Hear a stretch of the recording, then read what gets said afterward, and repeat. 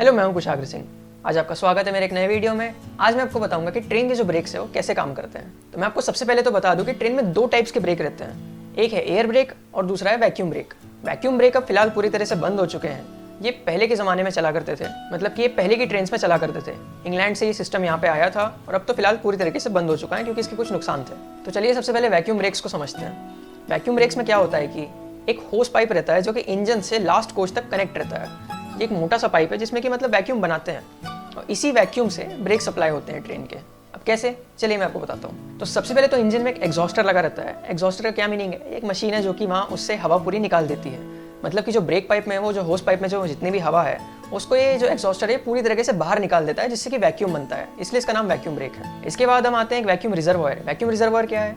ये एक बड़ा सा टैंक टाइप का रहता है, इंजन में ही रहता है, जिसमें कि क्या रहता है कि बहुत सारा वैक्यूम स्टोर रहता है। अब कई बार क्या होता है कि थोड़ा बहुत लीकेज भी हो जाता है कोई भी कोच में, हो सकता है भाई, छोटी मोटी गलतियां तो होती रहती है। तो उस लीकेज के वजह से पूरा वो जो सिस्टम है, ब्रेक सिस्टम, वो डिस्टर्ब ना हो, इसके कारण हम एक बहुत बड़ा स्टोरेज बना के रख देते हैं वैक्यूम का, जिसे हम कहते हैं वैक्यूम रिजर्वॉयर।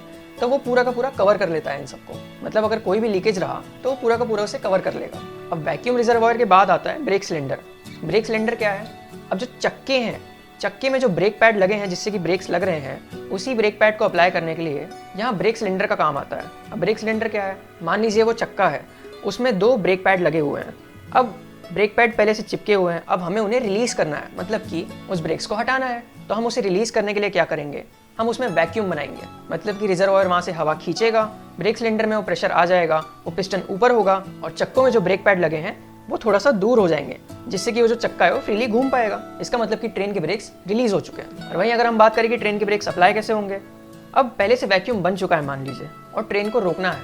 अब वैक्यूम बना हुआ है, इसका मतलब कि ब्रेक्स रिलीज है।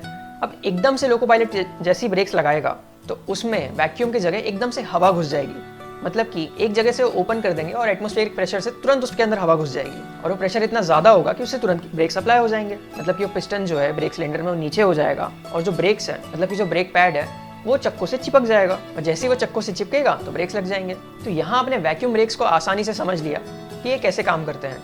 मतलब कि अगर हम वैक्यूम बना देंगे, अगर वहाँ से हवा निकाल देंगे तो वो जो ब्रेक्स है वो थोड़ा सा दूर हो जाएंगे, जो ब्रेक पैड है वो चक्कों से दूर हो जाएंगे और जैसे ही उसमें हवा वापस जाएगी तो वो चक्कों से चिपक जाएंगे, जिसके कारण ब्रेक्स लग जाएंगे। इसका बहुत आसान सिस्टम था, लेकिन इसका जो ड्रॉबैक था वो ये है कि ये बहुत ही ज़्यादा स्लो प्रोसेस थी।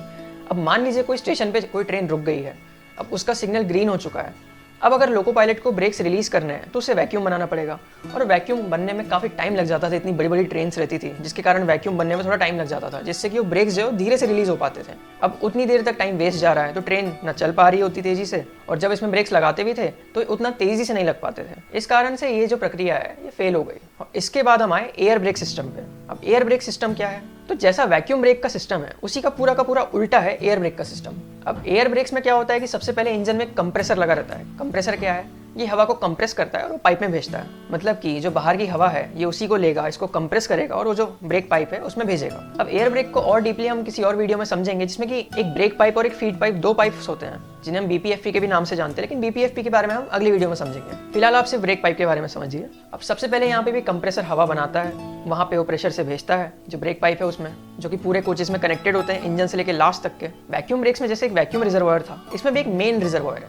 मेन रिजर्वॉयर क्या है? ये एक बड़ा सा टैंक टाइप का रहेगा इंजन में ही, जिसमें कि एक्स्ट्रा बहुत सारी हवा पहले से ही रहेगी। अब मान लीजिए छोटा मोटा कोई लीकेज हो गया और वहाँ से अगर हवा रिलीज हो रही है तो ये इसको मेंटेन कर लेगा, यहाँ बराबर प्रेशर बनाए रखेगा। मेन रिजर्वॉयर के बाद ये ब्रेक पाइप से होते हुए डिस्ट्रीब्यूटर वेल्व में जाता है। डिस्ट्रीब्यूटर वेल्व के बारे में भी हम अगले वीडियो में समझेंगे। और डिस्ट्रीब्यूटर वेल्व से ये ब्रेक सिलेंडर में चला जाता है। ब्रेक सिलेंडर में पिस्टन लगा होता है जो कि ब्रेक्स को अप्लाई करता है और निकालता है। अब जैसा कि वैक्यूम में होता था कि हम उससे अगर हवा खींचते थे तब वो ब्रेक्स रिलीज हो जाते थे, यहाँ पे बिल्कुल उल्टा हो रहा है। अगर लोको पायलट को ट्रेन के ब्रेक्स हटाना है तो यहाँ पे उसे हवा भेजना पड़ेगा।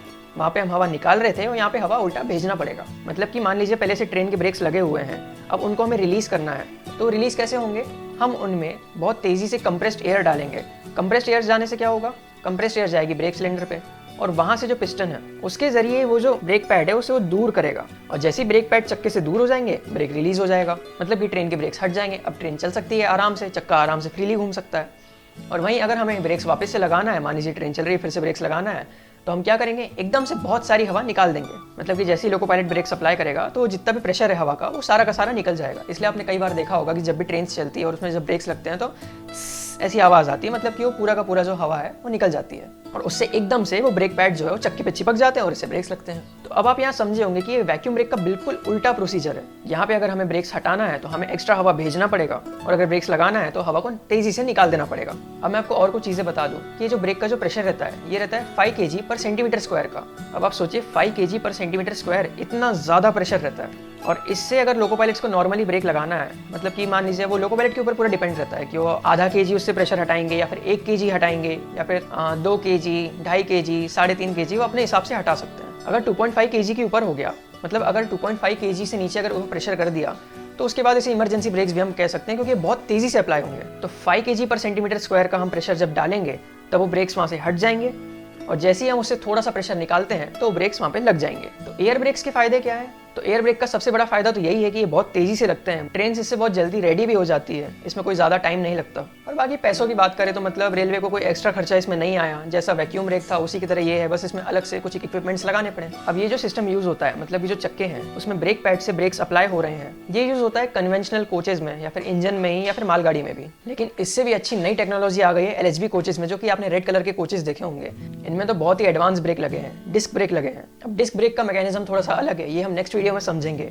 और साथ ही साथ हम नेक्स्ट वीडियो में ये भी जानेंगे कि अलार्म चेन पुलिंग, मतलब कि जो आप चेन पुलिंग करते हैं उससे ट्रेन कैसे रुक जाती है और इतना प्रेशर कैसे निकलता है, तो हम इसके बारे में भी जानेंगे नेक्स्ट वीडियो में। अब मैं आपको लास्ट में एक और चीज़ बताना चाहूँगा कि वो जो ब्रेक पैड रहता है अगर वो रिलीज्ड पोजीशन में है, मतलब कि वो चक्के से अगर ब्रेक्स हट गए हैं तो उसका जो डिस्टेंस होता है चक्के से, मतलब कि ब्रेक पैड का जो चक्के से डिस्टेंस होता है वो होता है सिर्फ 5 mm का। अब आप सोचिए 1 सेंटीमीटर का भी आधा, इतना कम उसमें डिस्टेंस होता है और इतने में ही चक्के एकदम फ्रीली घूम पाते हैं।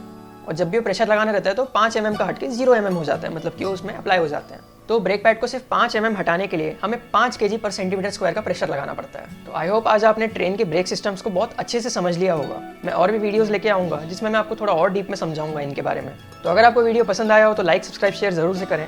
मिलते हैं ऐसी किसी नए वीडियो में बहुत सारी ट्रेन की जानकारियों के साथ। Thank you so much for watching this video. धन्यवाद।